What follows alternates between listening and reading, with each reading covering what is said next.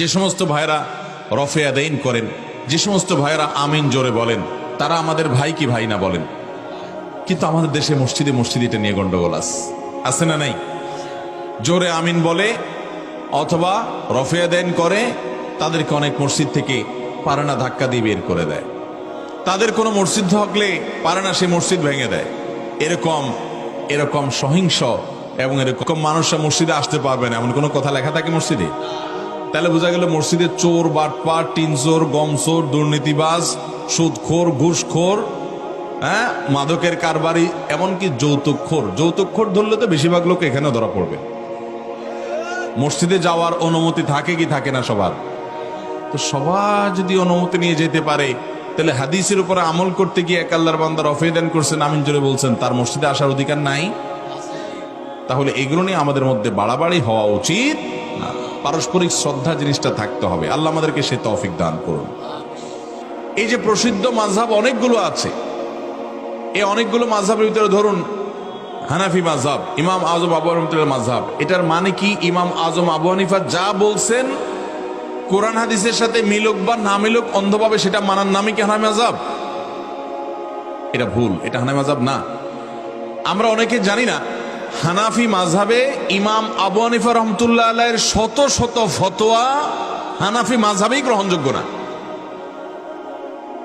হয়তো ওনার ছাত্র আবু ইউসুফ, ইমাম মুহাম্মদ, ইমাম জফর রাহিমাহুল্লাহ অন্য কোন ইমামের কথা অনুযায়ী ফতোয়া আছে, স্বয়ং ইমাম আবু হানিফার কথা অনুযায়ী ফতোয়া নাই। যেমন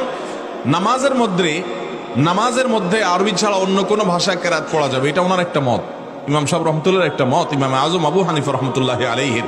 কিন্তু এই মতের সপক্ষে খোদ হানাফি মাযহাবে ফতোয়া নাই। কারণ হলো তার ছাত্রদের কাছে মনে হয়েছে যে না, ওস্তাদের চাইতে অন্যটা দলিল সমৃদ্ধ, সেটার উপরে ফতোয়া হয়ে গেছে।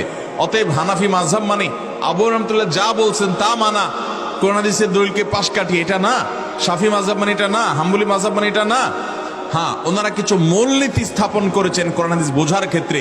মৌলিক হাদিস যেগুলা একটা হাদিস থেকে শত শত মাসআলা উত্তোলন করা যায়, ওইগুলার মূলনীতি তারা স্থাপন করেছেন, সেটা মাযহাব।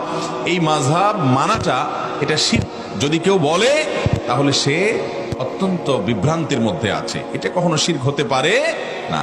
তবে হ্যাঁ, এই মাযহাবের ইমাম সাহেবগণ এবং গোড়ার মানুষগণ তারাই আমাদেরকে বলেছেন, তারাই আমাদেরকে শিক্ষা দিয়েছেন যে আমরা মানুষের ভালোটা গ্রহণ করব। আপনার এলাকাতেও যদি কোনো হুজুরের কোনো বক্তার, ইভেন আমি কথা বলতেছি, আমার কথার ভিতরে যদি মনে হয় না হুজুরের এই কথাটা বেলাইন হয়েছে, এটা উনি ভুল বলছে, ছুঁড়ে ফেলে দিবেন। কোনো ব্যক্তির, অন্তত আমাদের মতো চুনোফুটি কোনো ব্যক্তির অন্ধ অনুসরণ করার শিক্ষা ইসলাম আমাদেরকে দেয় নাই। খুজমা সাফাদ আমাকাদার, যেটা ভালো সেটা গ্রহণ করবেন, মন্দটা বাদ দিবেন। তবে হ্যাঁ, মাযহাবের ইমামগণ, যারা বড় বড় ইমামগণ, ওনারা অ্যানালাইসিস করেছেন যে এর ভিতরে কোনটা কোরআন হাদিসের সাথে মিলে, কোনটা না মিলে, কোনটা বেশি দলিলের কাছাকাছি, কোনটা দলিলের ধার কেমন, কোনটা ইশারাতুন নাস দ্বারা, কোনটা দালালাতুন নাস দ্বারা প্রমাণিত, দীর্ঘ আলোচনার বিষয়। অতএব এই মাযহাবের ইমাম সাহেবগণ তারা সবাই বিভ্রান্তিতে আছেন, তারা কোরআন হাদিস থেকে সরে গেছেন, এরকম মনে করাটা ভুল ভাইরা আমার। তবে হ্যাঁ, কেউ যদি সরাসরি কোরআন হাদিসের নস এবং ভাষ্য থেকে আমল করতে পারেন, কোন ব্যক্তির, কোন ফকির, কোন মূলনীতি ছাড়া, এটা যদি করার মতো যোগ্যতা সেরকম কারোর থাকে তো তিনি করতে পারেন, এতে কোনো অসুবিধা নাই। তাকে ওই মাযহাব মানতেই হবে কোনো না কোনো ভাবে, এমন কোনো শর্ত সবার জন্য নাই। আপনি যদি মুস্তাহিদ হন, আপনি যদি হাদিস এবং কোরআন নুসুস সম্পর্কে এরকম জানেন এবং সে অনুসরণ, কোনো অসুবিধা নেই। ভাইরা আমার, আমরা যতই বলি, আমরা দিন শেষে অনেক উলামা ইকরামের ব্যাখ্যাটা আমরা মানি, আমার নিজের অজান্তে তার উসুল এবং তার মূলনীতিগুলোর আমি অনুসরণ করছি।